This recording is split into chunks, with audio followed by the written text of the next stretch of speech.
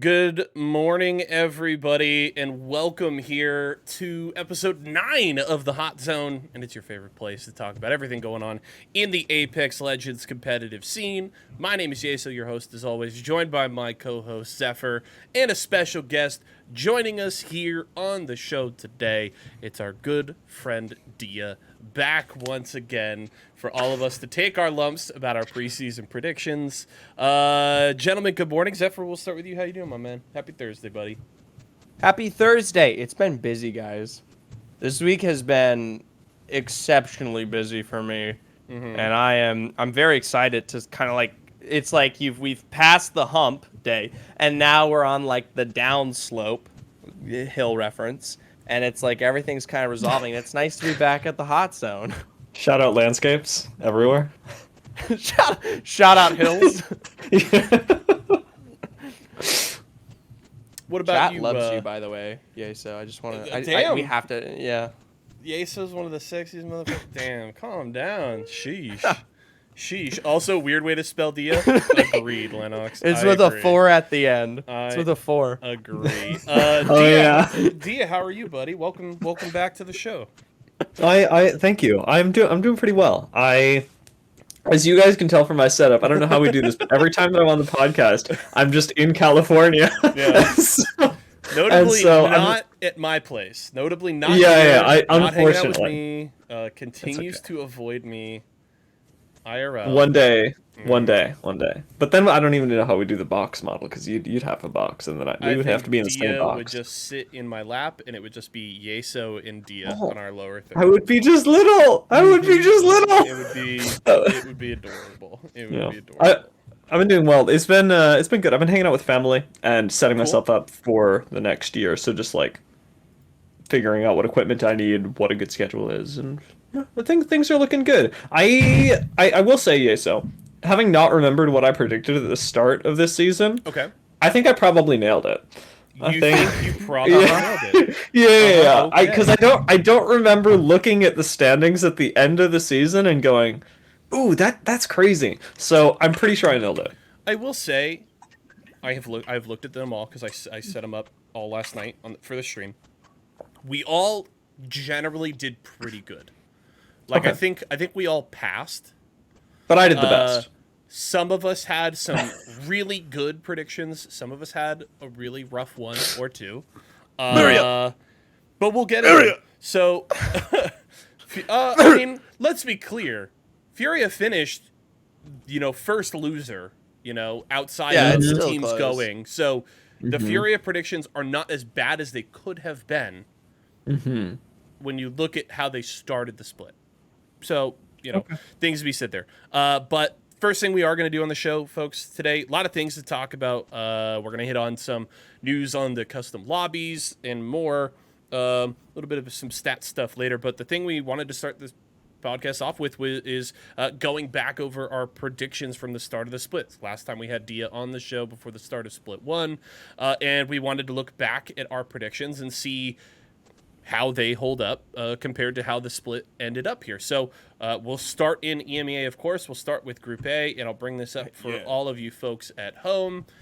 You can see on the screen now each of our predictions, pretty straightforward. Oh. I picked KCP, Ascend, and Forge. It was KCP, Gaiman, Gladiators, and Ascend for Zephyr, and then KCP, Forge, and Bitfix Gaming here for these gentlemen. And these, were group specific, and group standings overall don't really matter in the grand scheme of things. It's really just the overall standings, but I did pull out the group specific standings, and of course the top 5 from Group A ended up Ascend, KCP, Forge, Ember, Gaiman, Gladiators, and of course Ascend and KCP, the only 2 teams from that group heading to LAN. So interestingly enough, I actually ended up with the best prediction here. You ended up perfect. Yes, I ended up Wow. perfect. Not in terms of order, and then of course Right. Dia with a kind of rough miss because Bitfix. This was, I think, the worst group overall in EMEA because I think they had 4 or 5 teams in the bottom 10. Bitfix being one of those. So let's talk a little bit about Group A. Also important to note, Dark Horse picks Dang. here. I had Heroes. Zephyr had High Peak. Dia had Ascend as their dark horse. Okay. Which is a cheap blow. I mean, Ascend are clearly awesome, and they displayed that. I don't know why you put them as a dark horse, and I still don't get that, but whatever. I would say I don't remember what I said at the time. I would say a lot of teams, you can defend them being a dark horse pick. It feels like I almost am hesitant to give you credit because it feels like Ascend should have been in your top 3. Yeah. A lot of them I'd be like, hey, you know, your dark horse ended up top 3, like that was a good pick, but Ascend is like, come on, you should. Okay, well we have to pull up the VOD here because I mean, okay, what is it? I had KCP Forge and Bitfix Gaming. Well, obviously Bitfix Gaming was gonna crush, but who else did I think was gonna do well here? And for clarity, right? I think in multiple fronts, the worst group in EMEA. Only 2 teams of the 10 going to LAN, and I think, like I said, 4 or 5 in that bottom 10. So this is really a very divided group on this front. Yeah, I don't know why Ascend was my dark horse. Looking at the group right now, I can't remember why I didn't. I think it's because I wanted to put Bitfix Gaming in my top 3 and not as a dark horse. Mm-hmm. So I just had to swap them because I thought that of the teams that would be in top 3, Ascend would be 3rd, if anything. Okay. I can't believe you put Forge over them. Wait, Forge is good. All right, what? Forge over Ascend is a different question than is Forge is good. I don't think so. Because well, Forge guess what? No. Hear me out. Because like Forge has like not consistent. Forge have a character of play that I think is separate from how their IGL is dealing with life in the game, and I think if Kashera has a bad read on the meta, Ascend suck. Okay. No. Fair point there. So I get the big W for Group A. Little bit of a miss from Zephyr, but still, I would say overall good. Gaiman Gladiators with reasonable miss. Yeah. Gaiman Gladiators with a split that I would say is below expectations for a lot of people. I think a lot of people had a lot of confidence in that team, and they didn't play as well as they would have expected. But overall, the only real miss here is the Bitfix pick from Dia. That one, unfortunately, does not pan out as he would have hoped. Don't worry, it is not the only L that somebody on this podcast is going to take today in terms of their predictions. Let's go to Group B. Yeah, you fat fuck meatball. Whoa, hey, Jesus. Yeah, and of course, he says that to Dia, 100% the definitely heaviest dude on this podcast. 100%. I don't know. Holiday Await hits different. Group B. Alliance, Element 6, Na'Vi for me. Element 6, Vex Gaming. Alliance for Zephyr, Vex, Horizon Union. And Element 6 for Dia. Our dark horse picks, I had IG. Zephyr with EKO. Definitely one of the roughest dark horse picks of the split. And then Game of Drones. That got hit hard. For Dia. For reference for the folks at home, top 5 from Group E. Vex Gaming, Alliance, IG, Element 6, Horizon Union. Those first 4 going to LAN. Feels like we all had, I would say I had the worst take on this group. Having IG as a dark horse, pretty good for me. High on Alliance. I wasn't on the Vex Gaming train at the start of the split. God knows I was on it very quickly because they were very impressive this split. And of course, they finished really damn well. Na'Vi didn't really get it done. They definitely had a down split, but both of you and even Horizon Union, that last team in that top 5, not a terrible pick on the side of Dia. What are you guys' kind of thoughts overall when you look at Group B? Perdition. Thank you, chat. Yeah, chat. We're doing our predictions right now. Perdition. What does that mean? Hold on. Go ahead. Perdition is a word, probably. It's like a place, isn't it? Or like a perdition. Yeah, a state of eternal punishment and damnation. Yeah, and it's perdition, right? PERDITION. Yeah. All right. I think the biggest thing here is this group specifically should be a comparison, like a lesson in preseason expectations and then actual split play. Mm-hmm. Because all 3 of us had extremely high hopes for Element 6. If we look back specifically at what was, the scrims and tournaments leading up to it, E6 had a like super read on the meta. Slayers had just gotten off, I think, being like the #1 predator in the world. Like there was definitely a point where, I mean, and then on top of that, they were like changing things up with Lifeline that kind of gave us a little bit of an interest in terms of like what they were kind of bringing to the table in comparison to their competitors. And the thing was, I mean, we look back at the start of the season, it wasn't super far off. They start off really, really strong, have a heavy dip during their second round robin phase, and then they kind of come back, right? It keeps them in a playoffs position. Sure. But it wasn't like the dominant E6 kind of picture we were all painting. And I think that's the biggest flub from us on this group. E6 was not as dominant as we had expected. Yeah. I agree with that. Definitely feels like when you look back at the season that they definitely didn't deserve to be the universal team in all of our predictions from this group, right? It should have been Vexed, or Alliance, right? Should have been, all three of ours with the way that they played. But ultimately, E6 is going to land. They got it done. And their first split continues, and they get to go compete internationally. So we'll have to see if they can kind of. They just got to build off of a couple of all right results as of late. They started the season really good with that second place finish on day one behind KCP. They need to return to that kind of form going to LAN. I think E6 is also in the same boat as Ascend, where it's very dependent on how their IGL wants to play the game, and this season maybe just not treating Swinny the best. Please don't kill me, Swinny. He watches this, by the way. Yeah, he actually 100% watches this podcast, by the way. Shout out Swinny. Yeah. I mean, hey, rooting for E6. I would love for Zephyr to have a good reason to rock his E6 jersey throughout the playoffs. I'm super likely will. Yeah. They do change things up here at the very, very end, going like to Amphi here in their final day, and that's going to have its impacts. And hey, Liffen is now playing for FUT. If you guys saw that announcement here, very recently, Kohai no longer part of that roster. So definitely some key players on E6. I just think wasn't quite as they were successful. Let's not get it wrong. E6 were successful. It was just different. Go ahead, Dia. Tangential question. Speaking of successful, yep. In any game of Apex, we got 20 teams, right? In our groups. I don't know, things. There are less. Is top half a win to you guys? Like what is a 15? Win in what is a win in Apex Legends or in comp?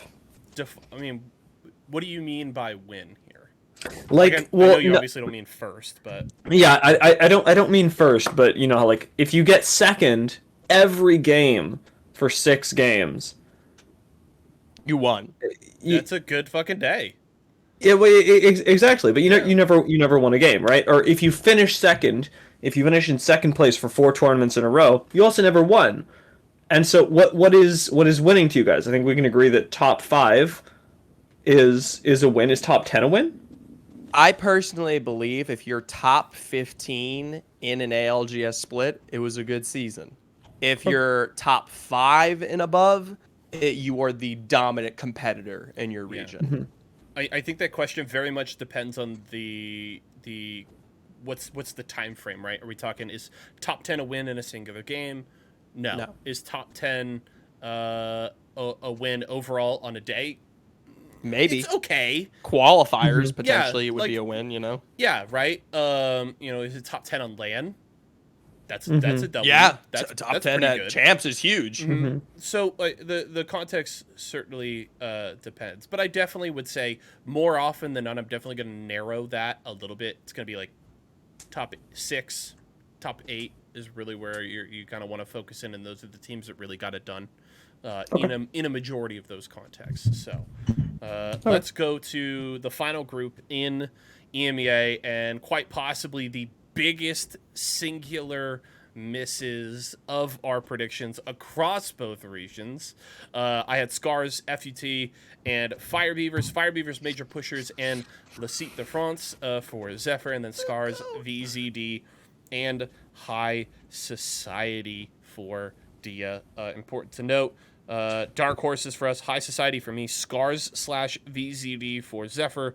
Dia had Fire Beavers. Just for clarity, top 5 Group C, Aurora, Fire Beavers, VZN, Game Ward, Totem Esports. Nobody touched the Game Ward. Nobody touched Totem Esports. Nobody touched Y4SO. Aurora. Else, Le Site de France became Game Ward.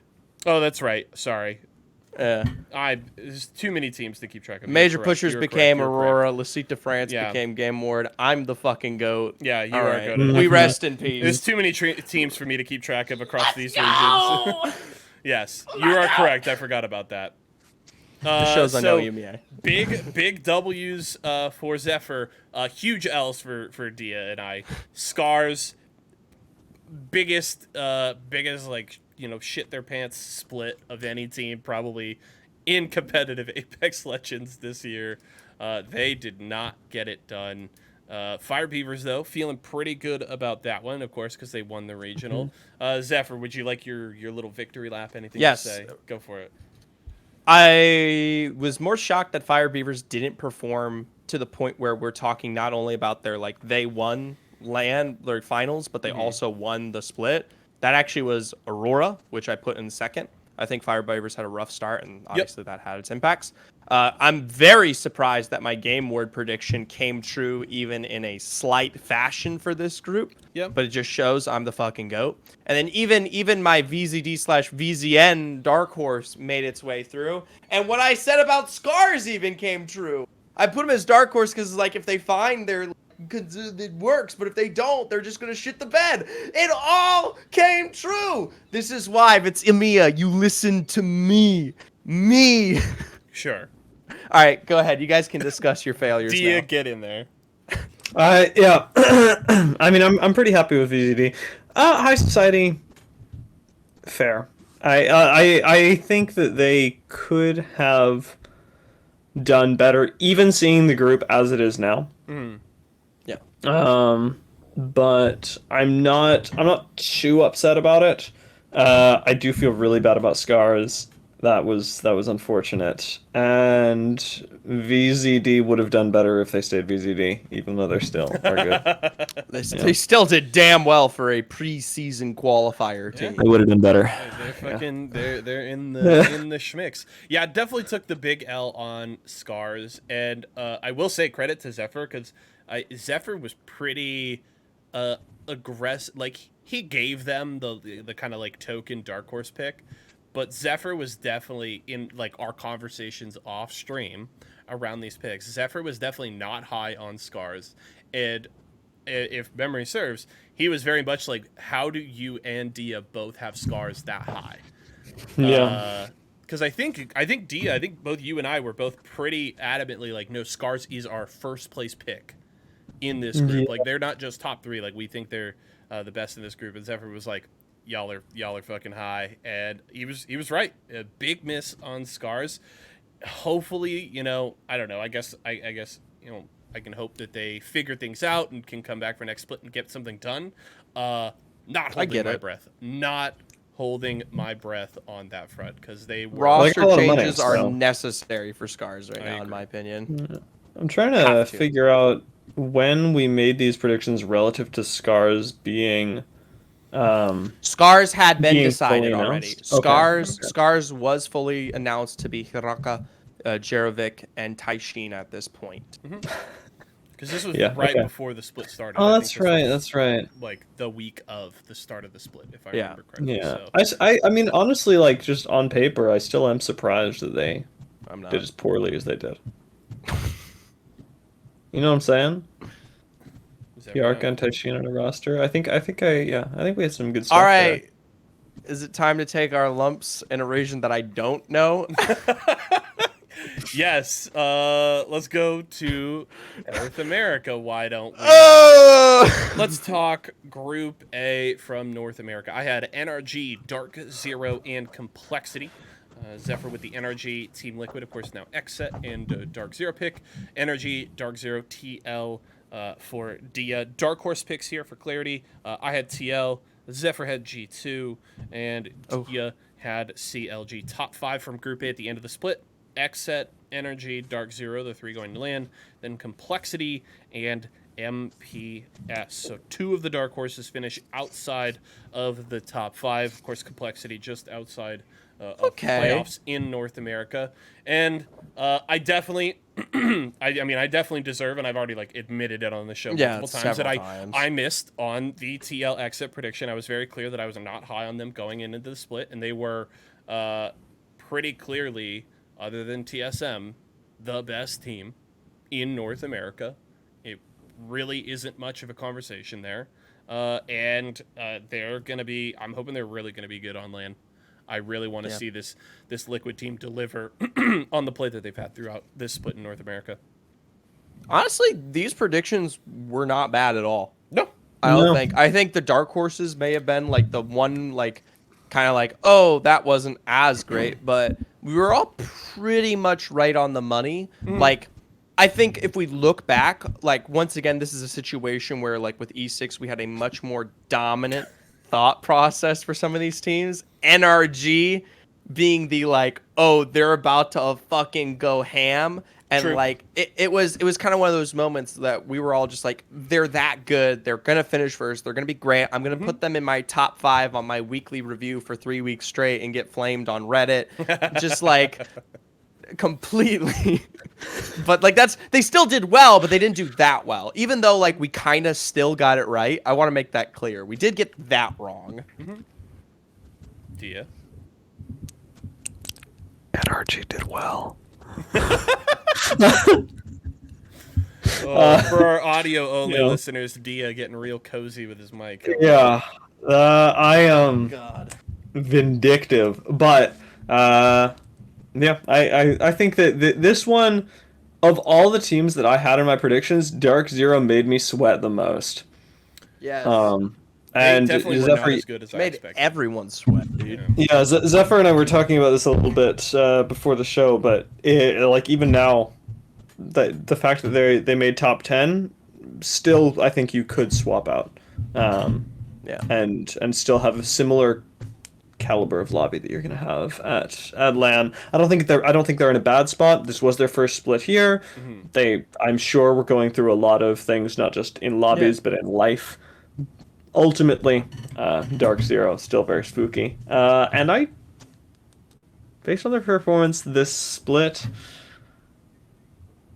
I think they should do better in split 2, because I think their ceiling is a lot higher than the split was. I'm not even predicting split 2 right now, because season 16 is going to come out and that changes everything. That'll change things. Yeah. The groups will change too, which could help or hurt There's a them whole lot as of well. stuff.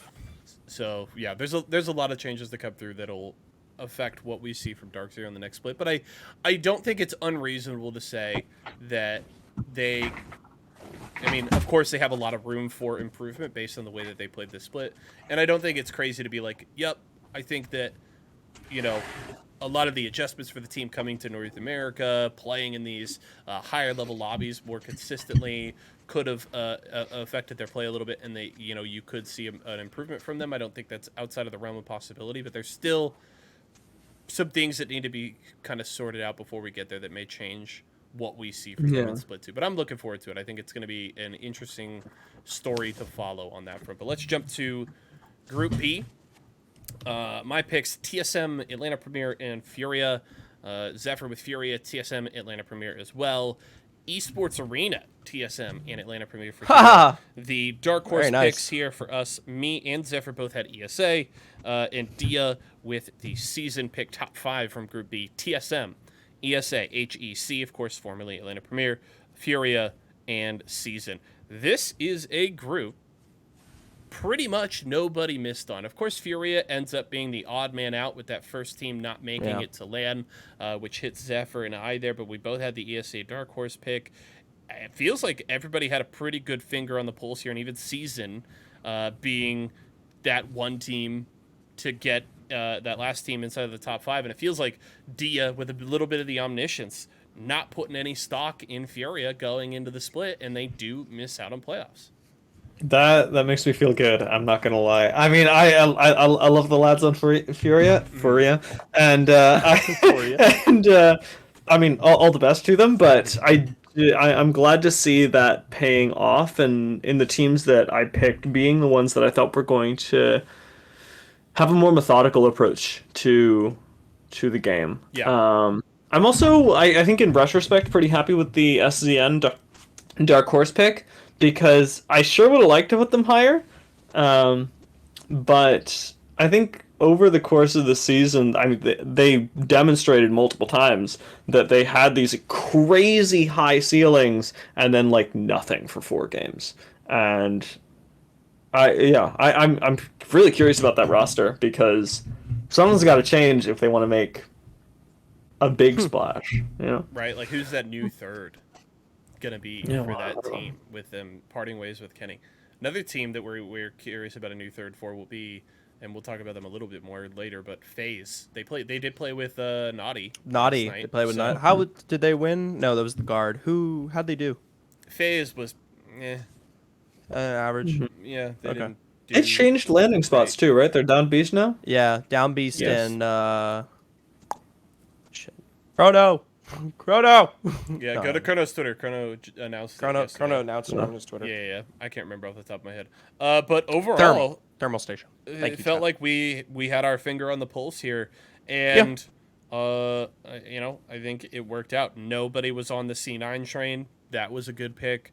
Nobody was on the tripods train. That was a good pick. I think the biggest surprise here, we didn't really talk about them a lot, and this is a pretty top heavy group. When you look at the wealth of experience in that top 5 and how talented those teams are, but we didn't talk about E8 a lot, and then they of course ended up being the worst team in this group. And I would say, I think for a lot of people, one of the biggest surprises, because that's a team that did go to LAN. Where are you guys on Element on E8's Element 8? Yeah. Nice. Where are you guys on Elevate's split here? Because I honestly Wasn't am not surprising. that surprised.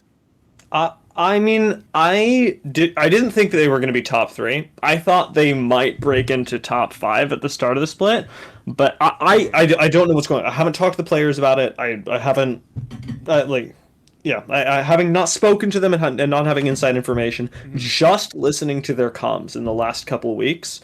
They were a team that I had on my radar where I was going, oh, this is going unusually poorly. Let's tune in and see what this is about. They are not talking to each other. And I don't know what that is. I don't know if it's that they were low enough that they just didn't think that they could do it.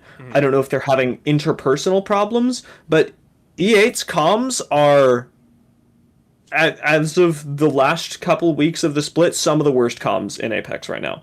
Okay. And it's very concerning. Because I think that individually they're talented. They remind me of, you remember when Charlotte Phoenix was a roster? Which They one? remind me a lot of... Interesting enough, another roster that had Mercy only. Yeah. Well, I think that they play in a very similar way, and maybe to your point, that does have to do with the way that Mercy likes to play the game. But yeah, I mean, during the last part of the split, they just fell apart. They weren't a really good defensive team. They didn't have that consistency that the Charlotte Phoenix roster had. Even they had last split, and I don't know where these guys went. I mean, I didn't have my highest hopes for them from the get-go, so I guess it wasn't super surprising. I mean, Mighty is the hammer that strikes. You come off of champs, and that's expectations.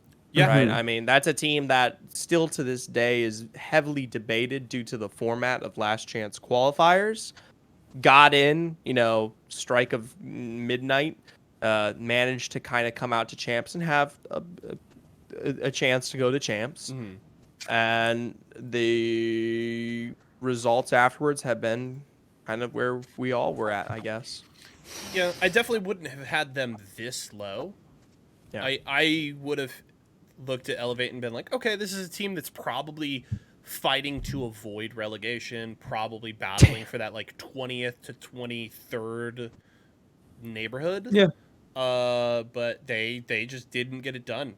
this split, and they very specifically laid an egg with a 0 point, standings points performance in their last day of the split, which is huge when you consider they were 14 points from tying for 22nd, which is not like that's a good amount of points. They would have had to have had a solid day, but they did not have a single double-digit point performance in terms of standing points this split, not once.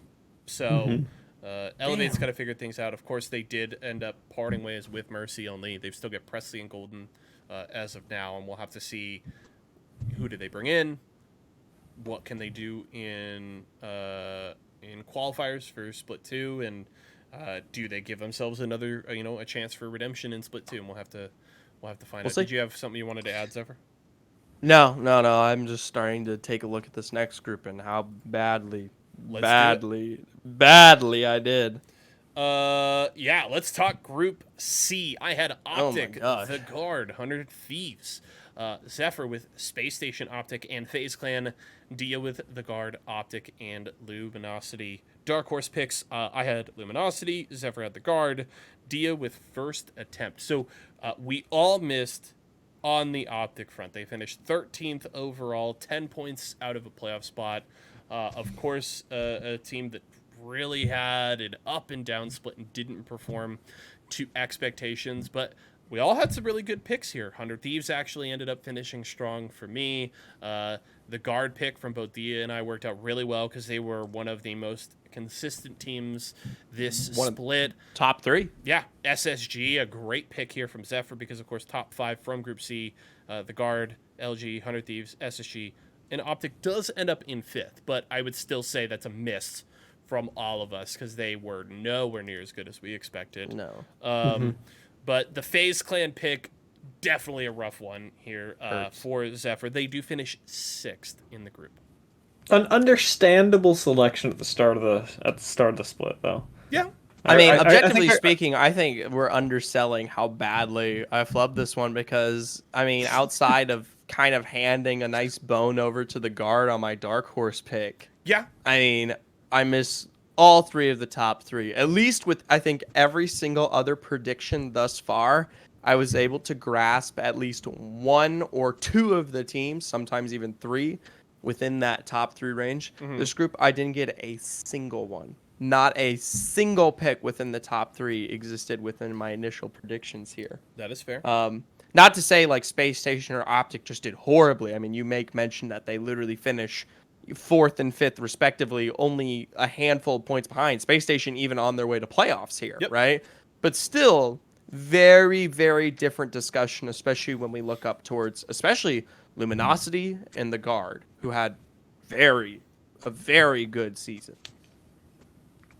Yeah, so props to I did feel pretty good about that. I think that's similar to the esports arena group that we talked about. It was the esports arena, Atlanta Premier, TSM. Yep. Yeah. These Guard and Luminosity, I'm actually very surprised that Optic didn't make it for this reason. Are all teams that I think approach the game a lot more flexible.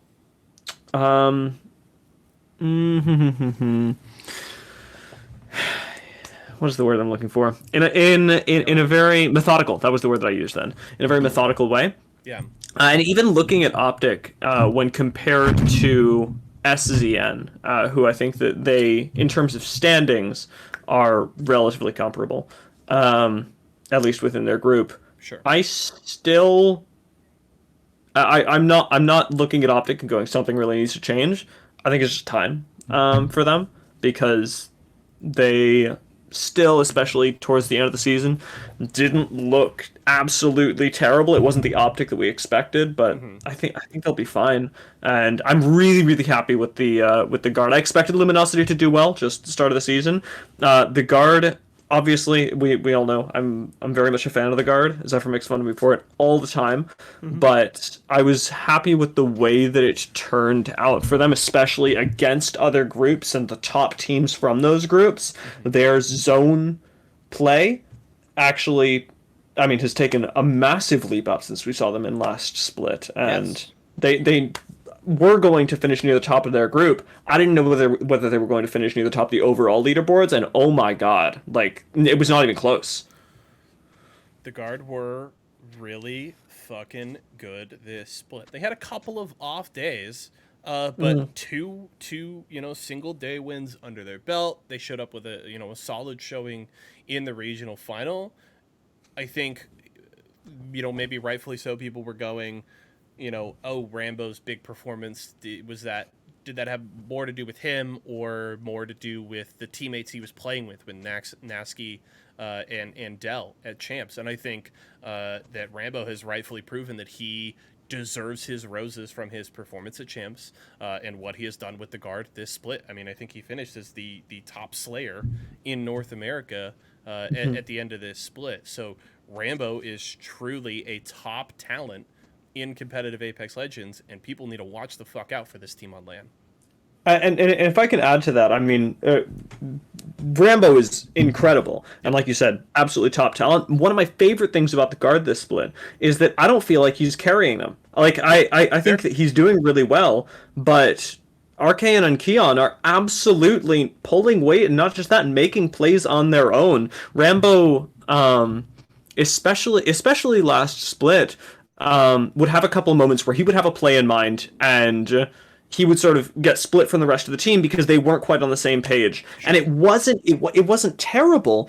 It was just so clearly you have one player thinking one thing, the other player's thinking something else, and if things would go well, more often than not, it was because Rambo was able to make something happen, or somehow Arcane and Euris were able to salvage the situation. Yeah. And I think that the way that RKN is approaching IGLing this split has allowed Rambo to really take control in moments where he feels like there is this god play, and he's opened up RKN as that space for Keon as well to make this team really run like a well-oiled machine. I think they're holistically really good, and I never feel like, to speak to the Rambo point that I started with, that one person is just stepping way out ahead of the team and making the plays by themselves. Everyone is just... I'm fanboying, but you understand what I'm saying. So I have to kind of prompt this. I think coming into the split, we all would have said that Gilderson's was going to be the best move of the offseason by any team in North America. At the end of the split, is it Keon? Because I think that... No, you don't think so? Because granted, I still think like the big players for this team still are Rambo and RKN. But Keon is a guy who came in with, if I remember correctly, not a ton of like competitive experience, not a ton of top level play, and has come in and has gelled with this roster, has basically allowed the Guard to not miss a beat whatsoever. They finished as a top 3 team in the split, the best team in their group. What argument, I guess I would wonder, Zephyr, do you have against that being the best move of the offseason for North America? It was Sykes. Okay. That's fair. It was Sykes. Yeah. That's I mean, not saying it was a bad move. It's just there was a move that was way more impactful and showed much greater results, and it was Sykes. Yeah. That's all. Yeah. I would find it hard pressed to find another Switch that held as much of an impact from a region, maybe other than potentially Oirin and Lufka over in the EMEA side of things, respectively, for both of their teams. I think that Keon was a really good move, but he was a really good move for the Guard. Just sort of thinking about it. If Keon is gone, he doesn't exist anymore. I don't know who fills that spot for the Guard. And so I think he's a really unique pick in that way. But I mean, to Zephyr's points, and even to the Gilderson's argument, I think that they come in as Sykes and Gilderson's people who do their job ridiculously well and can slot in on any team. Sure. And I don't think yet that the same is true of Keon, and that is not a bash on him. I think that Keon is incredible, but he's incredible in that environment.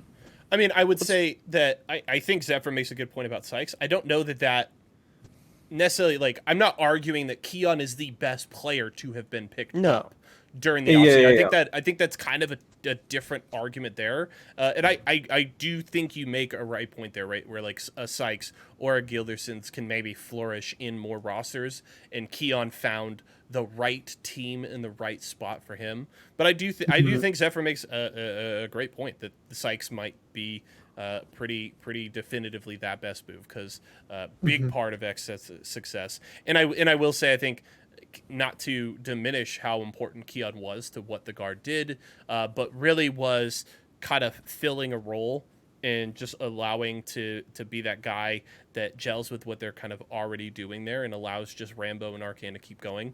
But I think Sykes definitely kind of sets the tone for that exit roster. So I think that's a good point from Zephyr. Yeah, Keon's, just to sort of continue on that, Keon's mechanics are still top tier. Yep.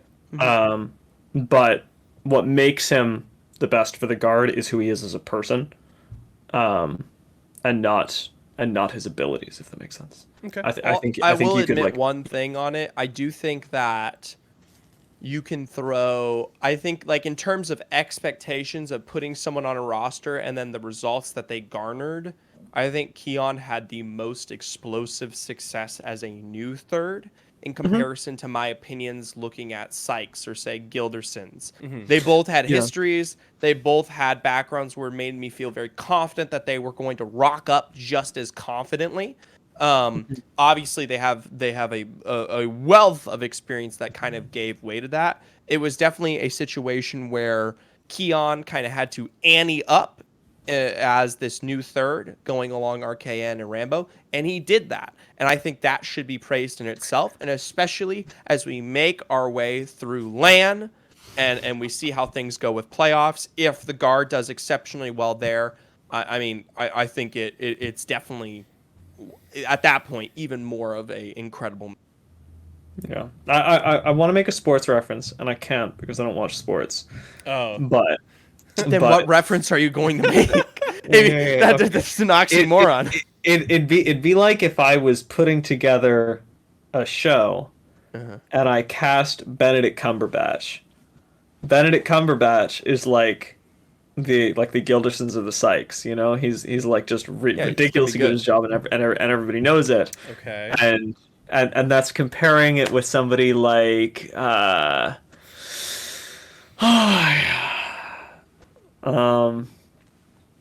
get there. Natalie Dormer, right? It's hard to think of an Natalie actor Dormer. you just don't know, I guess. No. Natalie Dormer, right? Like Okay. Natalie Dormer is a good actress. Everybody knows she's a good actress, but she's really good in the specific roles that she plays. Nobody's ever like watching something and go, "Oh my God, Natalie Dormer's carrying the show." They're like, "Oh, Natalie Dormer's the perfect cast for this bit." Whereas you could put Benedict Cumberbatch in anything and people will watch it because it's just Benedict Cumberbatch. So like, what? This is the second time he's brought up Natalie Dormer. He has a crush. We're gonna move on. This is the That second is time in the our last review week. of the predictions.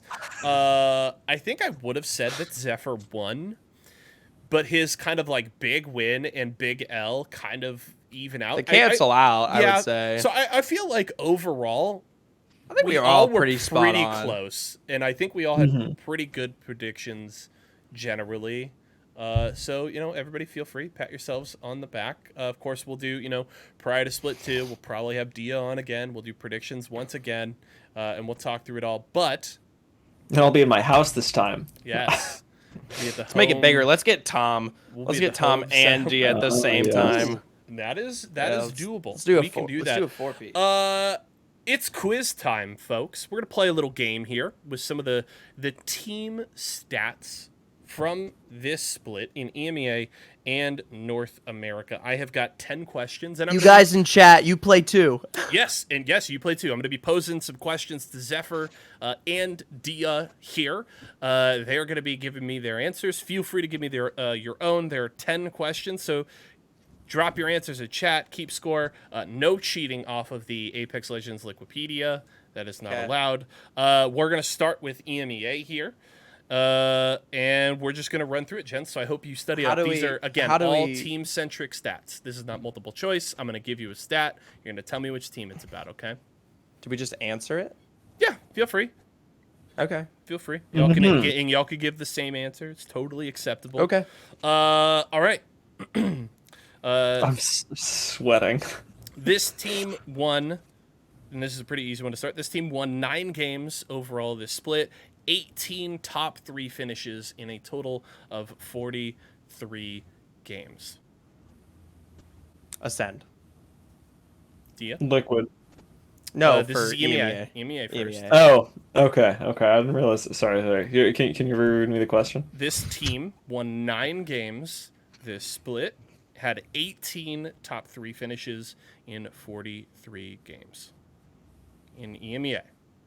They won 9 games? They won 9 Ascend. games, and they had 18 top 3 finishes. Ascend. And you said Ascend, Zephyr? Yeah, And you it's can Ascend. pick the same answer or not. I'm gonna go Fire Beavers. It is Ascend. Okay, Good fair enough. job. Good job, Zephyr. The most game wins this split. 9 first place, 2 second place, 7 All right. third place there for them. Question 2. Which team in the top 10 had the highest percentage of their points coming from kills? It was 66%. Vexed. Zephyr says Vexed. Dia.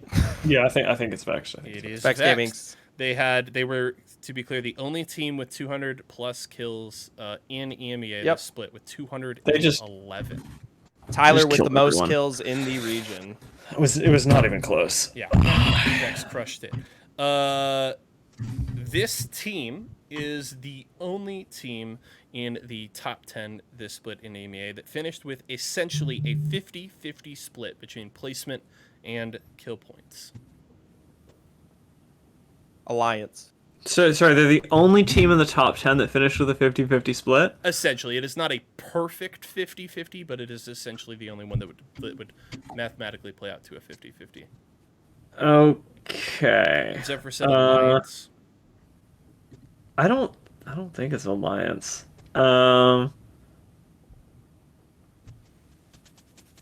Pioneers? It is Alliance. They had 188 points from placement, 190 from kills. Wow. So essentially the only one with that Alliance are almost direct straight 50-50. middling. How did you know that, Zephyr?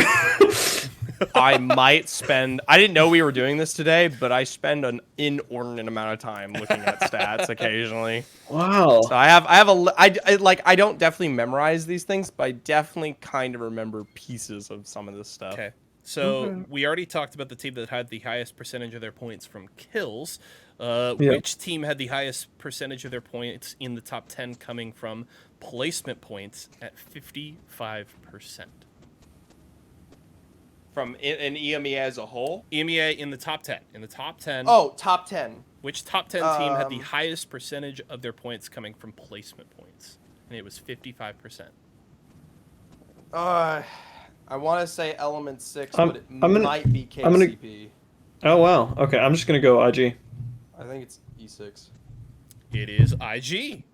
Ooh, okay. IG with 55%. If you remember, I think it was on the last day of the regular split, Gasket talking about how IG, when they like win, what was it, like 33% of the games that they make top 10 in. And you said Like, it's actually 55 was the highest?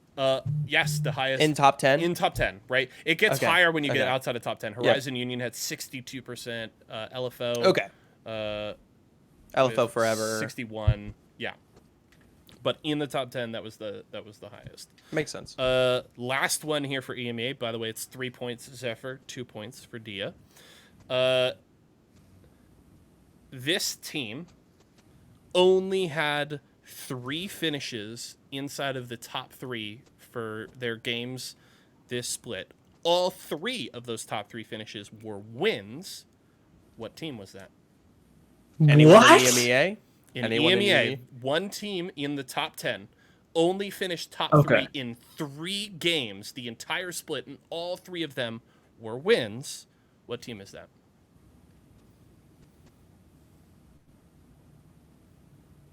I have to go with VZN. Okay. I guess if you're going VCN, I will take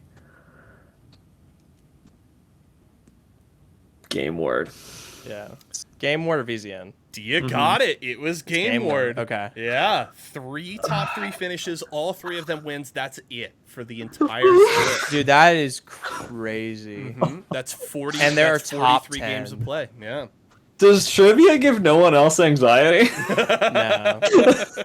That's crazy. That is a crazy statistic, though. To finish top 10, you only Dude, place top 3. It stood out to 3 me. I was like, times. that's fucking nuts.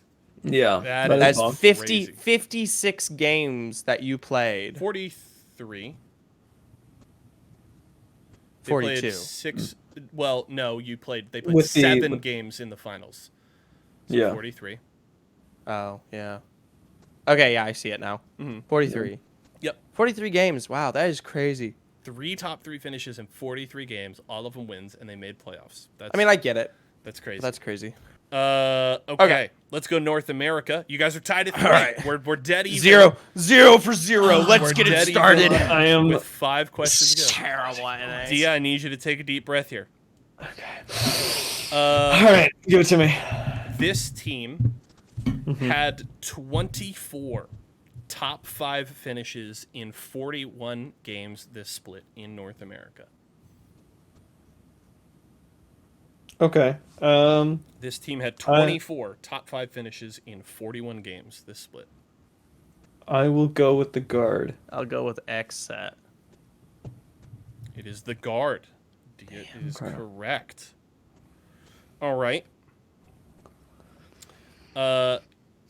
This team won the most games this split at 7, but they only finished top 3 in 8 games. What team is this? Wait, sorry. Repeat the question, please. This team won the most games in North America this split at 7. But they only made top 3 in 8 games. What team? So you're telling me they made first in 7 out of their 8? Yes. Yeah.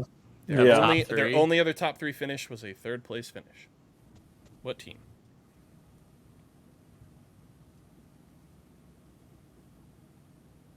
I'll go with Luminosity. Yeah.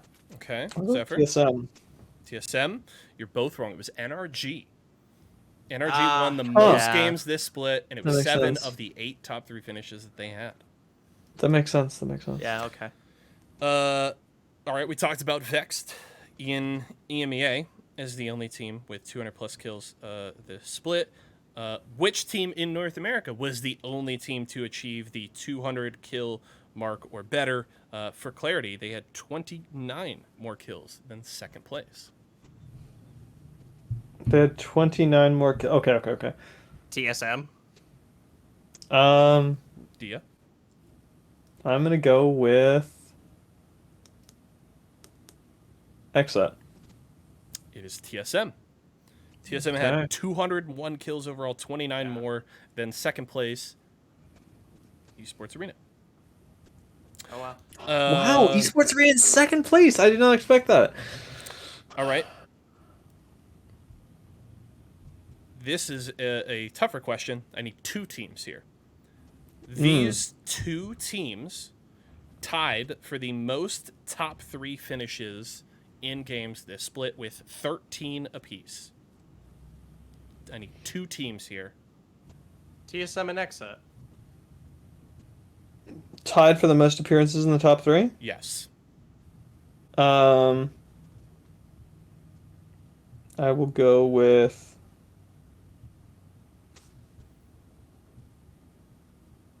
Am I dragging this game down? No, you're good. You're good. I'm gonna go with Esports Arena and the Guard. It is Xset and 100 Thieves, actually. 100 Thieves? 100 Thieves. yeah, I see 100 that. Thieves with I see that. 2 wins, 6 2nd place finishes, and 5 3rd place. TSM was 1 behind. TSM had 12 top 3s, so you were close. I was on the money. But we're going to the last question, tied at 4. I'm at 4.5. You have 4 points. All right, last question. This team had the highest percentage of their points from kills in the top 10 at 56%.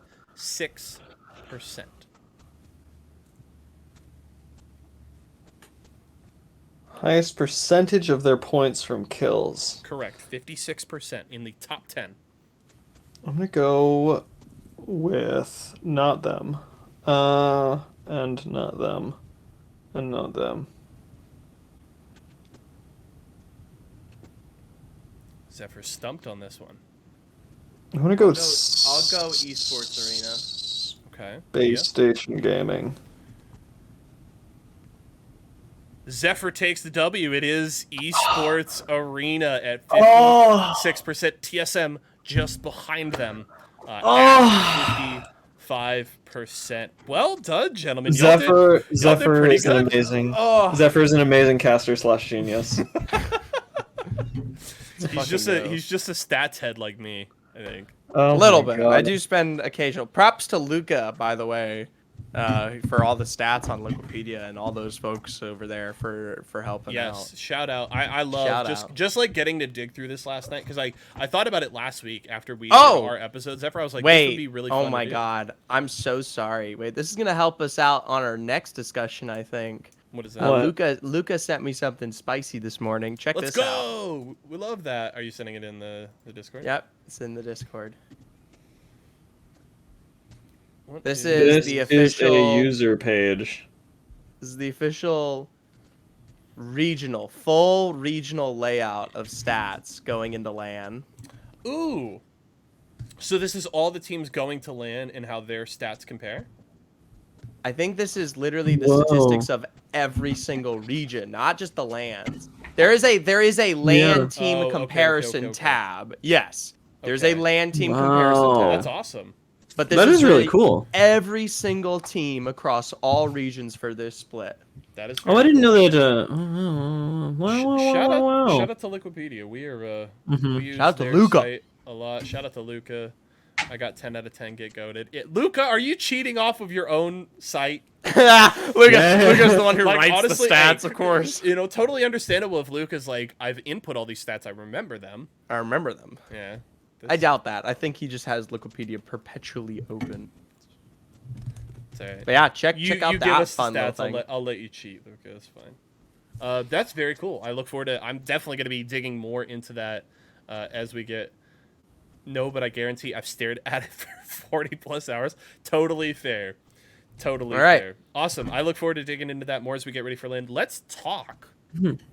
Let's talk about LAN. Not yet. Okay. Oh. Okay. We're going to talk about customs. Custom lobbies, folks, are being given to the public. Finally, it is something that... Bro, let's talk about Capra drama. We'll get there. We will touch on it in Q&A touch on if you guys would like. So if you have specific questions about that issue, save them for Q&A. We'll hit on it. But let's talk customs. We got the announcement yesterday that we are finally getting full access to custom lobbies for the public. It is something that people have been begging for a long time. I want to come to you here first, Dia. How you feeling about this? We're finally getting this released.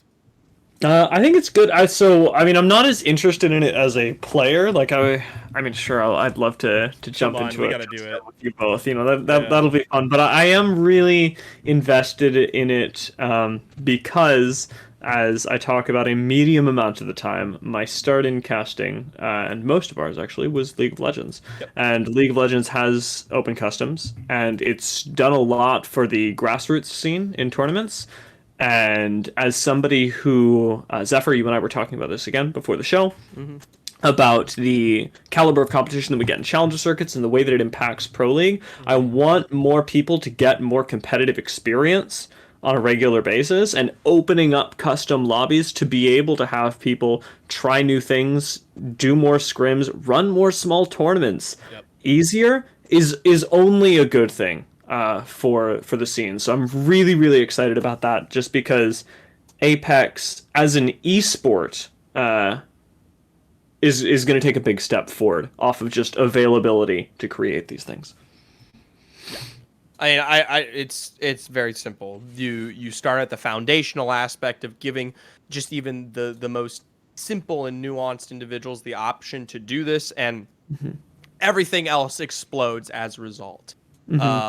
I do know for a fact, and it has been like perpetually kind of leaked here for the last 2 days, that it's very likely that you're not going to like just be able to open up a custom and jump in and start swinging around the map. You are going to need to form out a certain amount of people to have a private lobby running. But even with that one little hiccup in mind, there is still a ton, just a ton of potential things that are going to pop up now that this is a thing. I mean, I've said it many times on Twitter and Reddit. So many people are very held back and they feel kind of, you know, I don't know, they feel like the process with EA and getting the opportunity to even maybe get a chance to use a private lobby is very daunting and almost scary for some, right? Yeah. I mean, you have to contact them and ask, right? And it has, especially with companies who are just kind of like, well, we don't really want to like go through the whole, we just want to run a tournament, see if it works, and then maybe we'll dabble in Apex more. That's awesome. This is going to allow them to get like their first foray into Apex, even if it's very small, and then say, you know what? You know, eFuse walks along, they host a 1K under there, ESL does whatever, yada, yada, yada, who knows? They like it, and they say, fuck it, let's talk to EA, let's get something bigger going. Yeah, and by the way, just for people, for companies, I don't think they're watching, but it's also not hard to run a tournament. We've talked to the people at EA. Oh, yeah. And they're like, oh, you want to run a tournament? Go ahead. Go for it. It's literally just, it's almost a formality. They're very nice people. You can reach out to them anyway. But the fact that now there's not that small barrier to entry is so big, and it's just because, I mean, Zephyr, you were talking about, you know, big companies that want to try and get something going in Apex. It's difficult for them to jump that even small barrier when there are other games that they've just already been have and to. that they already know. Yeah, and so I'm really excited about the future of Apex Legends, because it's about to become so much more accessible to. Comp is going to become so much more accessible at every level, and comp is what I care about. You know? I will say, you know, and this is the like, the next part of this discussion is this breeds competition now, right?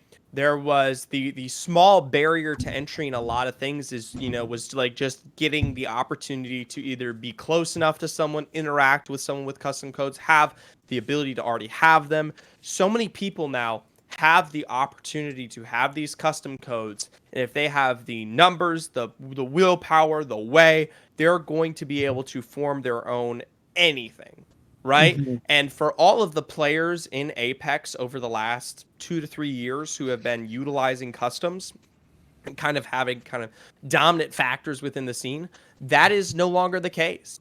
A lot of the very base things to do in Apex you have to take it now a step further. Now, granted, there is those individuals are going to have a whole wealth of experience that a whole lot of new players coming into the scene won't have. But there's those entities that are new are going to have their own experience in very different ways that will force everyone to elevate themselves. Whether you are a tournament organizer, whether you're a producer who's now dabbling in Apex and figuring out new ways that are evolving the game as observing as we know it, and people who want to really look at more advanced opportunities to mess with the API and now have a more freedom to do that, and casters, right, between guys like me and Dia, who we sit here, I casted 88 games or 88 separate events in Apex last year, you know, and no one else really gets the opportunity to do that because very, you know, selfishly, we've pretty much absorbed everything. There is literally no way now that, you know, like you keep tabs on every little thing and every company is going to say, hey, let's grab Zephyr and Dia, because there's just so many new things out there. That forces guys like me and Dia to work harder and even be better. Granted, we are the greatest, but you know. Yeah, I think that, yeah, like you said, it's not just talent at the player level, but at every level, tournament organization, commentary, and opening that up does make every gig from a talent perspective also a lot less well, I must go get this. I must go speak to the man in charge. I have to secure this. Exactly. It becomes a lot more. Well, there's room for other people. There's now room for much more's everybody happening. now. Yeah, and by giving up this thing, I am not suddenly blending into the background. Yeah, I think you guys have hit it from pretty much every front. It's a win. The less barriers, the more accessible that it is to everybody. Everyone wins. Players, orgs, teams, casters, tournament organizers. That open availability to the entire community is a huge win, and I really hope that we see a big push.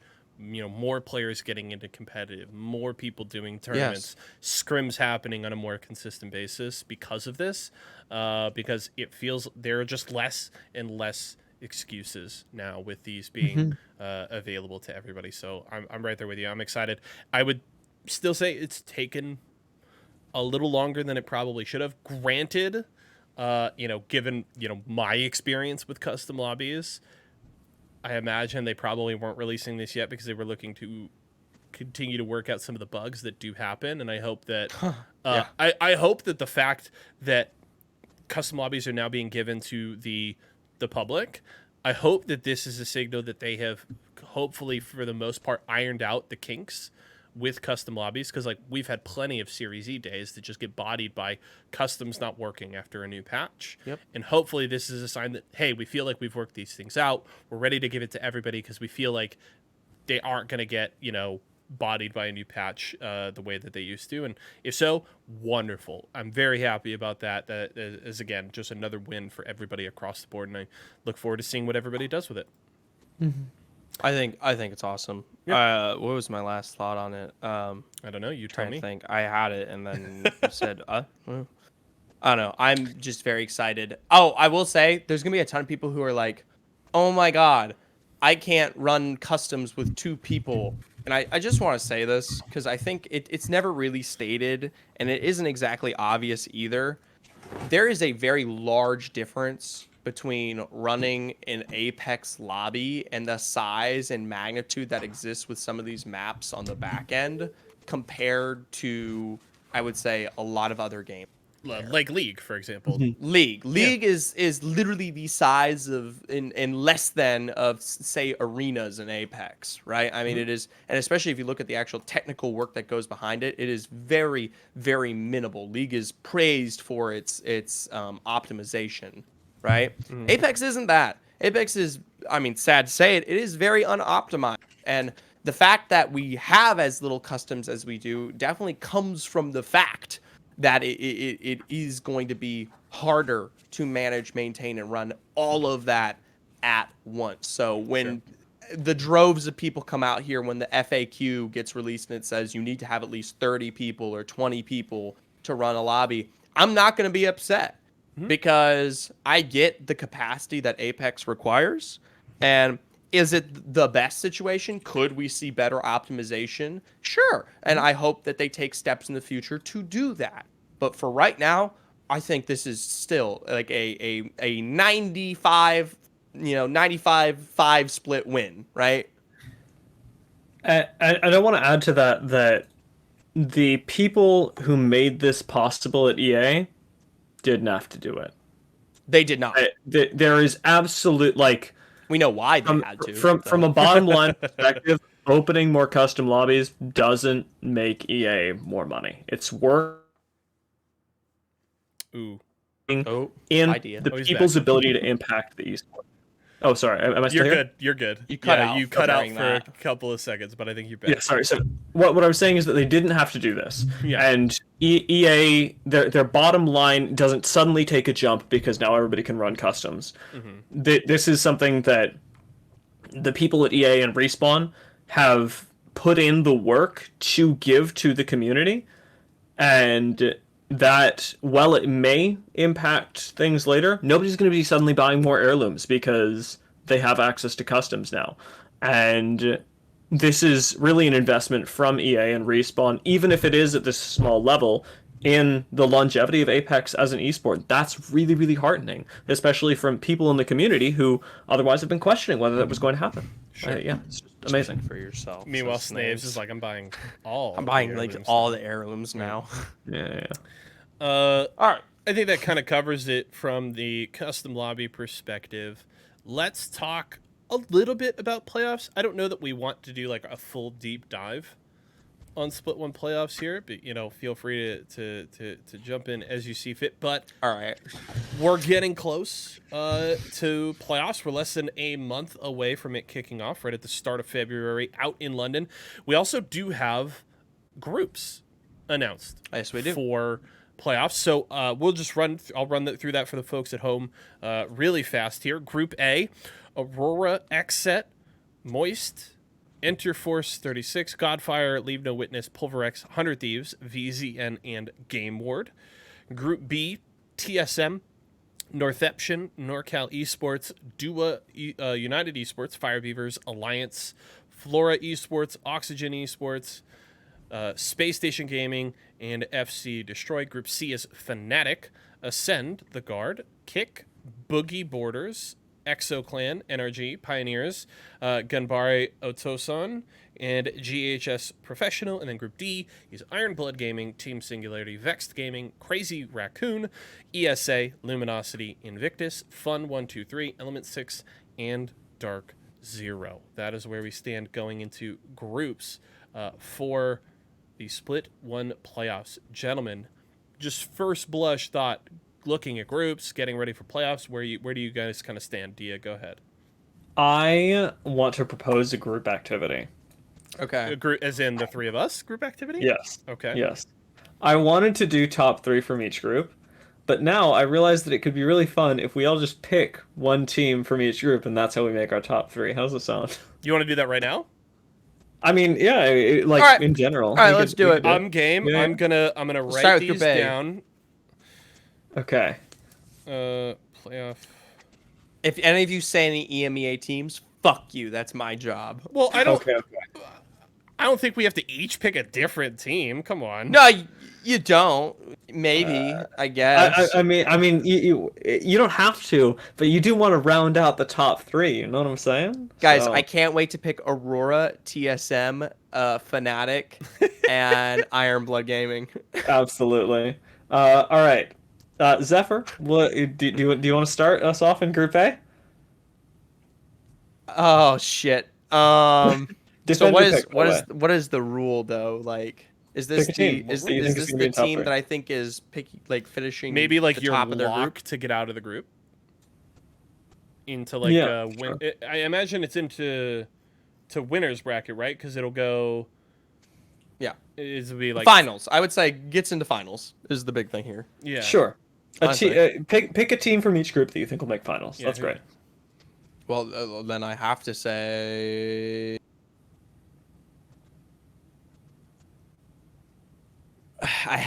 Aurora. I have to. Okay. And just for formality's sake, defend your pick. Okay. I want to defend this by actually bringing up Xset, funny enough. Okay. So, obviously, the clear competitor here in this group is coming right out of North America, Xset. And by proxy, we look at some of these other regions. You have Moist not far behind from APAC South. Mm-hmm. All three phenomenal. And I would actually, in order, I want to make this clear, I would put it Aurora, Moist, and then Xset in that order. Okay. I think Aurora is heavily downplayed in the results that they do provide. Okay. They have shown a history of competitive success between Ranches, Maliwan, and Cleve every single time, and they are one of, if not the best teams in EMEA, even if it is not force front face value. The reason why I put Xset in North America as low as I do is completely based off of champs this last summer, and how impactful seeing the flubbery was during that time period. Okay. I still think they make winners. Don't get me wrong. I would be freaking shocked between them, right? Okay. Like I think my top 5 would just be Aurora, Xset, Moist, Pulverex, and 100 Thieves. I think that's like my top 5 making it out of that group to go to finals. Okay. I would be shocked if they didn't make it out, but I have to be timid. I have to be timid on them because when they were expected to perform, they really didn't. Okay. Like, really didn't. Do you want to go next, Dia? I want to go to war with Zephyr. Shit. Ooh, Okay. No, it's fine. It's fine. I'm gonna predict something, and I want to hear what you think about it, Zephyr, and then we'll see who's right. Okay. I think that Aurora is going to do better than everyone else in this group in groups. I think in finals they will still perform worse than XSET. I think that is a different thing than what I was asked to provide. That is correct. What I asked you to provide, you also provided a different thing to anyway. So. All right. Fuck you too, you fucking fat meatball, fat fuck meatball.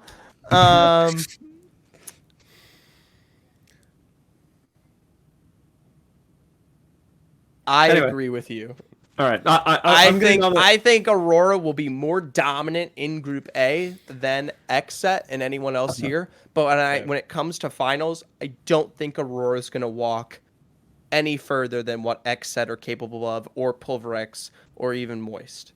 Okay. Who's your pick? Who's your pick, Dia? Is your pick XSET? I'm gonna pick Moist just because I want to. I think that they've got a really good roster. I did a little bit of work in Apex South last year, so I'm familiar with the players. I think Moist, especially based on the way they performed this split, are going to surprise a lot of people because everybody last year we went into champs and they were like Dark Zero, except for it wasn't Dark Zero. What was their name at the time? Well, they were Dark Zero by that point, but before that, it was Reignite. Oh, that's right. Reignite in Sweden. Yeah, it was like Dark Zero, and I feel like a lot of people on Moist just flew under the radar because of this focus, and then it was like Burger also. But Moist is really good, so I'm excited for them. All right, yeah. And Y4SO, XSET. I have been off of the XSET / Team Liquid train for too long. And granted, I could be putting my eggs in the XSET basket at the worst time, right? Zephyr making a good point talking about how there were high expectations of them at champs last year. They didn't really perform mad at me already. I can tell to that level. Totally understandable, but too long I have doubted this team. And it's not like I was like, oh, they're going to be terrible, but I was just like, I'm still picking these squads over them.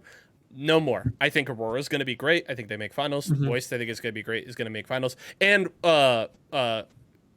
you changed, says Lennox. You're right.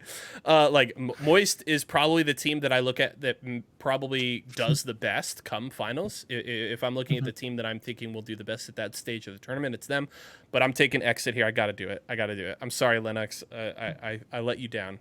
So what is our final picks between the three of us? XSET for me, Moist for Dia, Aurora for you, Zephyr. Yeah. All and right, Group B. Yeah, that's good. Group B. All right. Y4SO, you go first this time. All right.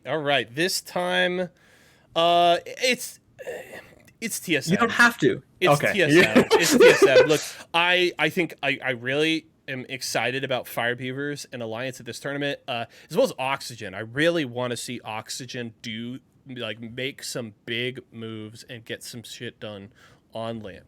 Super hyped to see them on land. I think that's going to be cool. Also, Space Station. I was definitely not really looking at that team whatsoever going into the split. Zephyr really was the only one of the three of us. It was like, no, watch this team. They're really fucking good. And they, were pretty fucking consistent and a really solid North American team to split. And I think this is a group that they can make some moves in. But it's just it's TSM. They were the best team in North America. They were fragging like crazy this split. Really seems like Hal has them, working like a well-oiled machine. Raven has been really fucking good for this team. Yeah, cracking the whip. It's got to be TSM for me here. This is a disgusting group. I agree. I would not want to be in this group. But given that, Zephyr, who's your pick? TSM. What if you had to pick a different team? Nope. right, Not even. Dia, Not Dia, even. Not Dia even. wants Zephyr I to pick want- somebody different because Dia wants to pick TSM too. I want no. everyone to know how good TSM are right now. They're so good. By proxy, I have to pay my respects towards Northeption. Cannot write them out. And alongside that, I'm not actually going to walk away into the realm of Fire Beavers. I don't know where Fire Beavers are at right now. Sure. They have my respect. But if I had to come into the EMEA region, I'm closer to looking at Alliance than I am Fire Beavers. I still think TSM are on a completely different tier. I mean, literally, everyone's going to be like, oh, what a fucking fanboy, you fat fucking ball. You just want to use them. Shut up. They are literally, I think, right now, the best team in the world. Mm-hmm. And they have displayed that over this entire split. And going into playoffs, it would be fucking stupid if I did not. And then behind them, I think Northeption and Alliance, literally the same concept there, both with the history. They're not at the TSM level, but they're definitely at the competitive with everyone else going to playoffs right now. They're going to be right there. Okay. I'm going Northeption. Okay. Because, you're fucking idiot. because we have to round out the top 3 somehow. And I think they're ridiculously good. I don't know how their playstyles will interact with North America and EMEA, and North America specifically. Like, in this group, I do think that if Northeption come out second in this group, they are going to place like top 5 overall. This is very, very, very difficult group to get through in a different way, but I like it quite a bit. I also don't know. I mean, Zephyr wanted to pick TSM, so I guess I'll hand it to you again for our third team. Yay! So I'm kind of stuck between Oxygen, Alliance, Fire Beavers, Flora. I guess we have to put a third team in here. Yeah, we have to put a third team in. If Alliance. I have to put a third team, it's probably Alliance. 2 Alliance. Okay, that's fair. I think their LAN history is enough to give me. Well, actually, Alliance and Fire Beavers have the same like. Actually, no. Fire Beavers is technically better LAN experience background. No, wait. Oh my God. All right, Alliance. Alliance. It's okay, Alliance. yeah. So TSM, Northeption, and Alliance are our top 3 out of Group B. Granted, this is an incredibly deep group, and granted, you can make that argument about a lot of them, but like TSM, Northeption, Fire Beavers, Alliance, Oxygen, Space Station, like. That's a lot of really fucking good teams, and not even getting it into Dua. Dua's exactly. Really good. Like, and let's be clear, any team at this tournament is a good team. You didn't get to this tournament if you're not a good team. So, but like this unless you're NRG, because NRG should never be top 5. Where's Sweet? All right, Sweet, get in here and flame Dia. But like this is a really deep group, and this might be one of the most compelling groups of the 4 at Champs. But I think Alliance is a really good pick there, and I think you can make a really good argument for Fire Beavers as well. They're coming in like Fire Beavers is peaking at this is the argument that I made about them last week is Fire Beavers is peaking at the right time. They're playing their best Apex Legends when it matters most, and if they can carry that momentum into LAN, that team's fucking scary. Yeah. Okay. I'm always tentative though, because at least with the problems that we saw of Oyman last time, who knows? Sure. And by problems I mean Visa. So it's always like a big question. I want to make it clear though for anyone who comes back and listens to this that Dua is literally my 4th outside of TSM, Northeption, and Alliance. Okay. Matt Stanky, I hope fair. Oxygen surprises everyone. I do too. Yeah. I do too. I am rooting for Oxygen big time. I love that team. I've gotten to hang out with them on LAN twice. They are really good dudes, really talented players. Enemies sick as fuck. I'm definitely rooting for Oxygen. I think it's fair to say that we would all have them as a dark horse, yeah? Yeah. Yes. Yeah, okay. Good. Group C. Group C. Let's make Dia go first this time. Is it just so I can pick my favorite team? Because I'm going to pick my favorite team. Do it. All right. I'm taking the Guard. Um, Okay. because I'm the guard. and I love the guard, but with Fnatic and Ascend in this group, as well as like a lot of other really good teams, that's okay. I think that the guard has a good matchup into Fnatic playstyle wise. Um, and so like those two teams, if they are to clash, and I don't think they will very often, the guard should come out on top. Um, in like I don't know an isolated fight. Ascend is going to be very scary, and NRG also very scary. Pioneers. But I think that the really nice thing, the kicker for the guard here, is that their playstyle does not revolve around having to fight people. Like they are going to be in zone. They are already going to Fanatics be at does. an advantage. Sorry. And Fanatics does. Yeah, exactly. And so I would even go so far as to say that Ascends does because No. because I would go so far as to say that Ascends does because the guard and Ascend play zone in very different ways. And yeah, I think they they're play do it very differently. Ascend just plays it better. Fork. I mean, you are trolling right now. For clarity. In this, Uh-huh. like a singular stat does not necessarily define this argument one way or the other. Sure. 1, 2, 3, 4, 5, 6. Ascend of the teams going to LAN has the 6th highest percentage of their points coming from placement. That does not like in and of itself like destroy the argument, but like Ascend is a team that is heavier on the placement side by a solid margin. This is Zephyr swooping in to say my pick is Ascend. Go for it. Okay, yeah, that's fair. I think the difference between the Ascend we see right now and the one that was at last champs is a big enough difference, and especially how the meta has evolved around as well, that to make the same comparison like I just did a second earlier with Xset is like completely outlandish. They play the game differently. Lufka is a fucking monster, and the fact that he's going to get the opportunity, much like Capra, right, to kind of strut their stuff on the big stage here at playoffs, I think it would be dumb not to put Ascend on top of everything here. And Kashera and Postskill have the experience tenfold to not only point themselves in the right direction, but to fucking threaten every single other region with Lufka. And I want to clarify here that when I say the guard is making out, I don't mean that the guard is making it out and Ascend are not. Yeah, no, but they're better. A top but three. Ascend's better. You're so wrong. All right, that's fine. Well, you unfortunately are left with an unenviable decision, So because there are a lot of good teams left here. Pick Fnatic. Pick Fnatic. They are of the teams going to LAN. They have the highest kills per game at just over 5.5.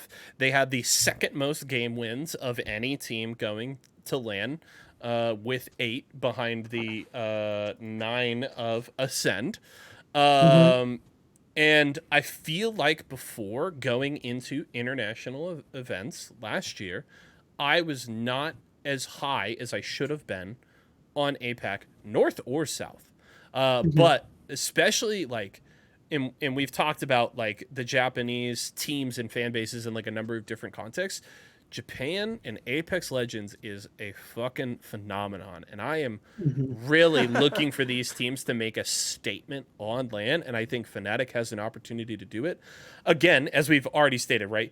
These groups are deep, these groups are stacked, right? There's like we haven't even really talked about them, but like fucking KCP's in this group, NRG's in this group, KCP are in this group, right? Like this is another disgusting and deep group. There's not an easy group at all at this LAN, but for me, it's just I'm taking Fnatic here, and I really want to see them pop off, and I'm definitely gonna have my eyes on them. So I'm taking Fnatic.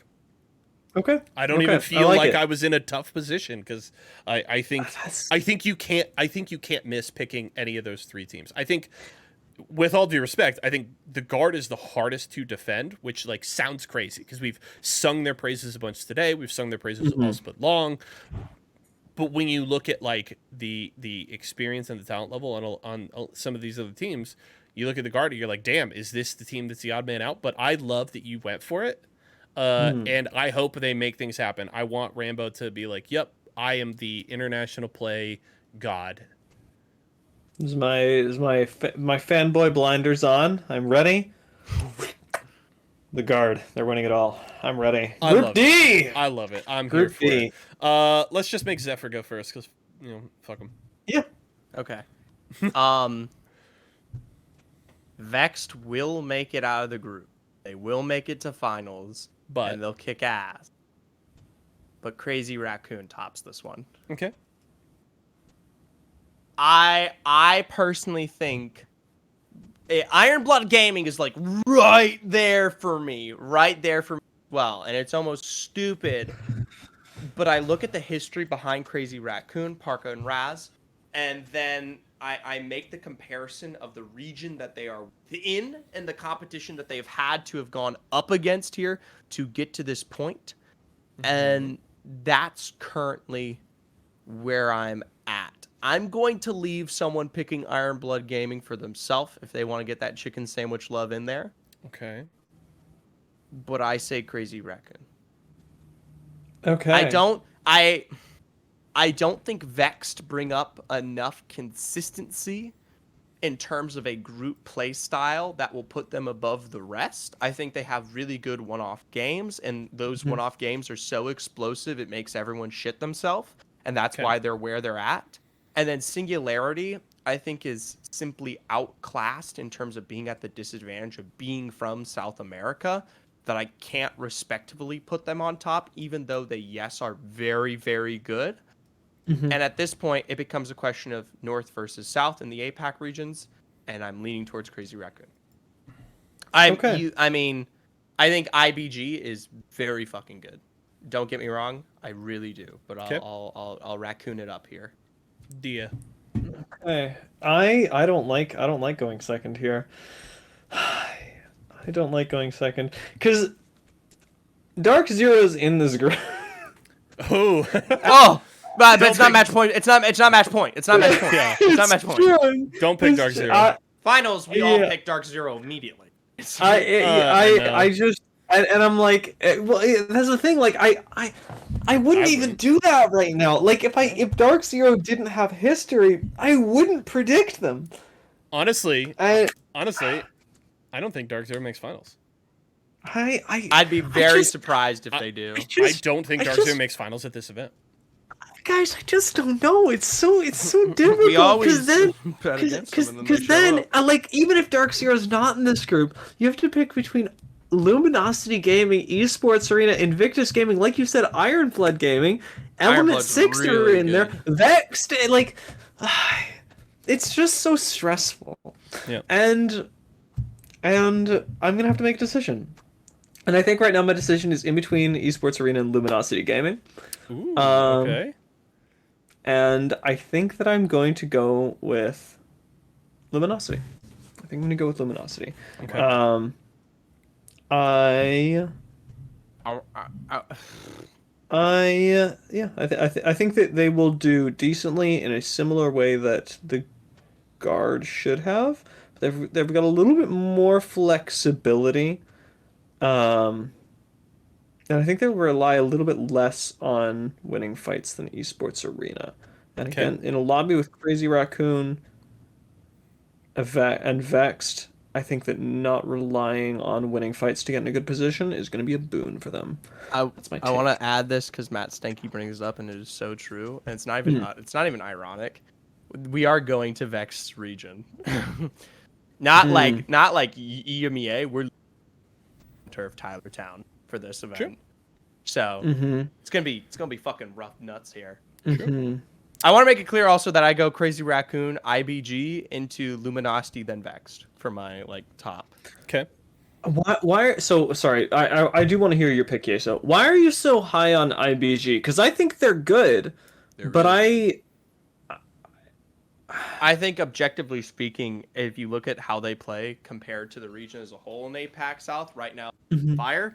And while they don't have the background experience, I would say, I still think they're a hot commodity just as much as I thought TSM is as dominant as they are in North America.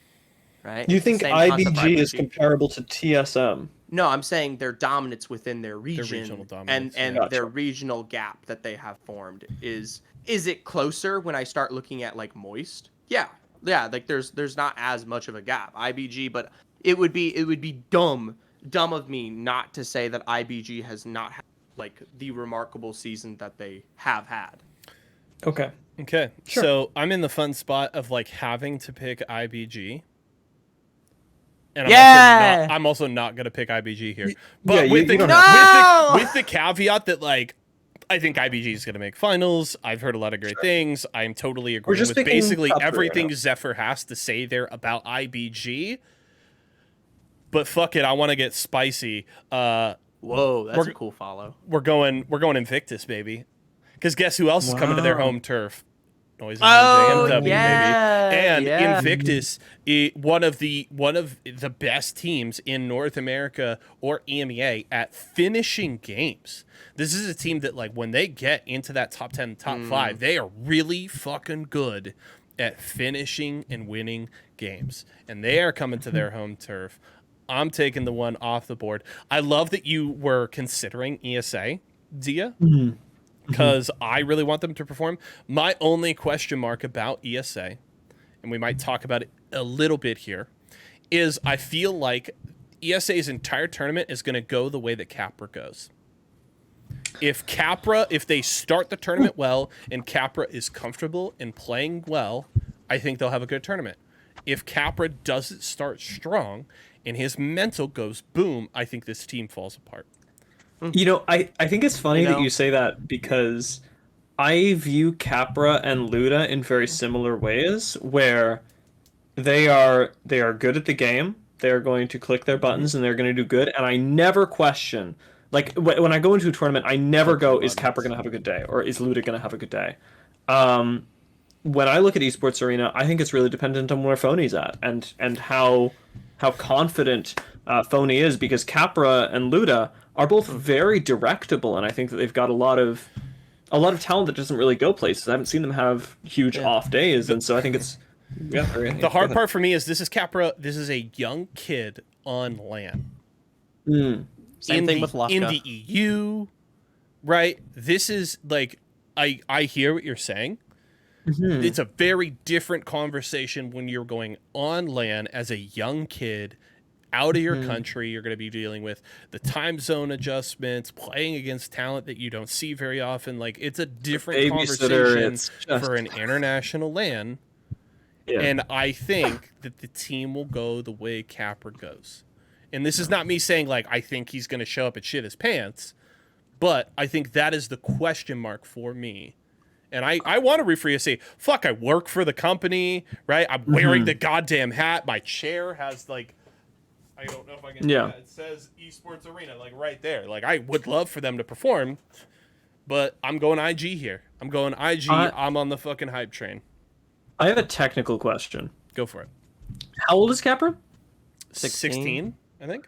Does that mean that his well, because if you bring a kid onto the set of a movie, their parents have to be there, right? I don't know, dude. And we are broadcasting an event. I have no idea what the requirements are for children.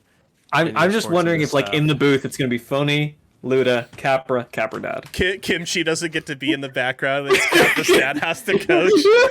Thanks for the follow, Esports Arena. Thanks for following the Hot Zone. Enjoy this conversation and more about your team. I do have to go soon, so I am going to have to push this to all right.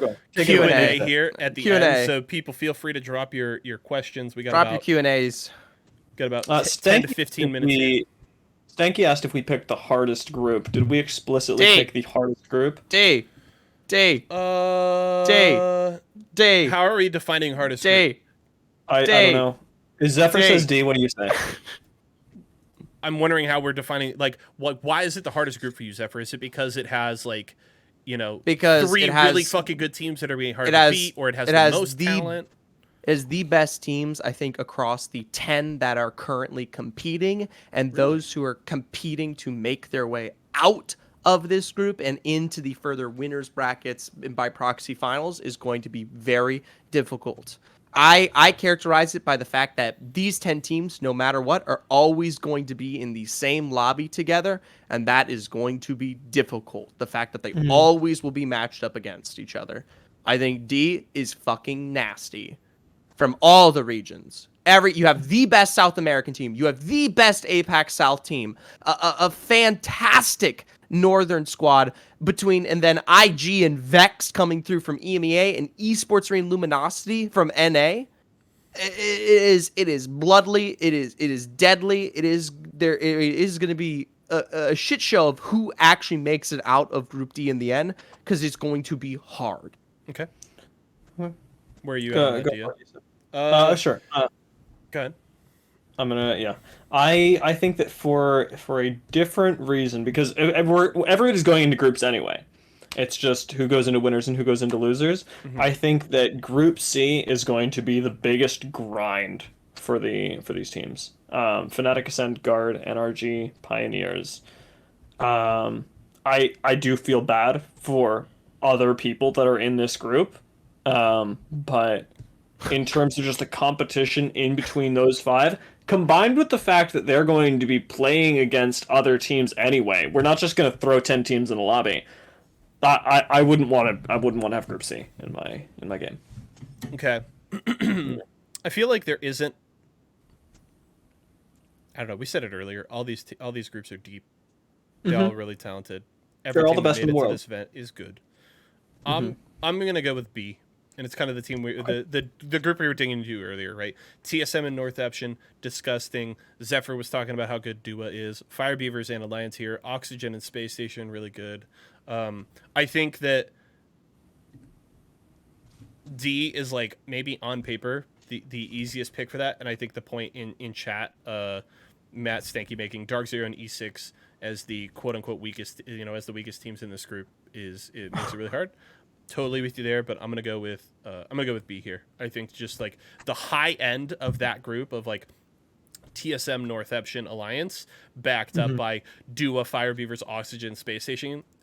That's a fucking rough group at the top. But I don't think you can necessarily go wrong picking any of these groups. Any other questions? Hit us with them right now, folks. Literally now. Yeah. Otherwise, Y4SO will disengage. Fucking hitting the eject button. Pull the ripcord, yeah. What do you guys think about Gabra today? So yeah, to an extent, Raven, like the tweet from Raven kind of makes a good point where it's just like, he's a kid. Should we really be putting him on blast? Like, sure. At the same time, he's got to learn at some point that playing as a professional in esports, you have, you're a public figure to an extent. And while you're young, you're immature, I get it.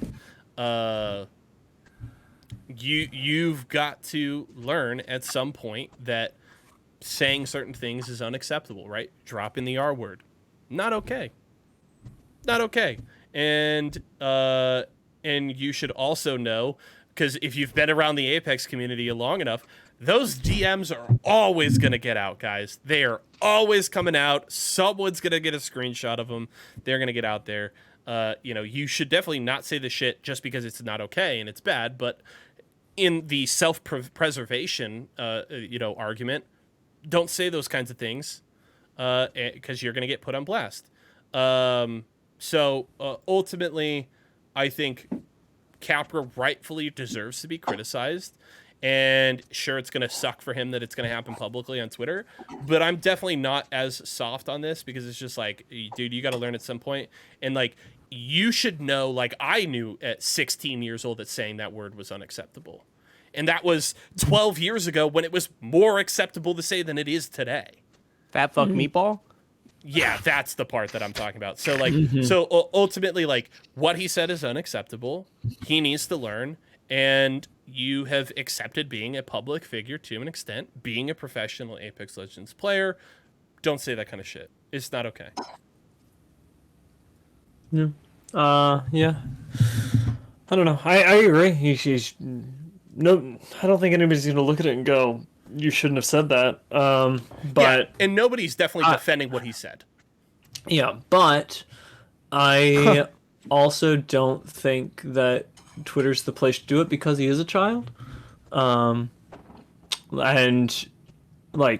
just on paper, you're a teen messaging somebody who you know, and you say something that you shouldn't have said. I think your peers should talk about it. You know, like that's the general punishment system that we have, is that you and your high school friends, if you say something that they don't like, they'll talk amongst themselves. You'll become ostracized for a little while. You'll have to talk to them. But just throwing out a private conversation into Twitter involves more than just your peers. It involves sponsors. It involves companies. It involves people who don't know you but who will threaten your life anyway, and I don't think any teen should have any part in that.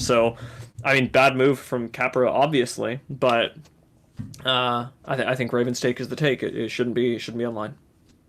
Yeah. I'm glad that Phony was like, yeah, this ain't right. Kid's doing his best though. I mean, he'll live, he'll learn, he'll grow. This is my teammate. We've been working on it, and like, yeah. And I agree with Phony, because Phony's take is essentially like, yep, it's unacceptable, but like, don't dogpile this kid. And I'm for that too. Like, I'm not going to go out and blast him.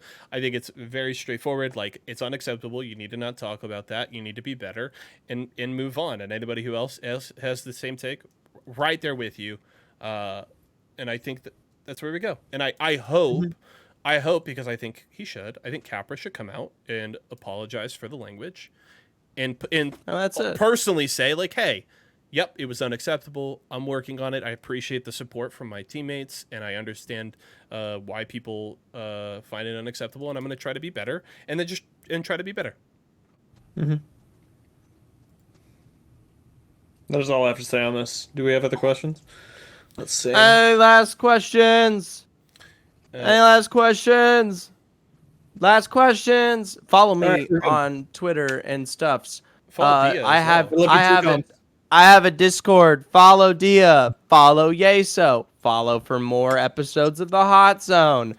I'm putting a Discord link. Why would Phony drop Luda? Why would Phony drop? It's all we have to say on it. It's all we have to say on it.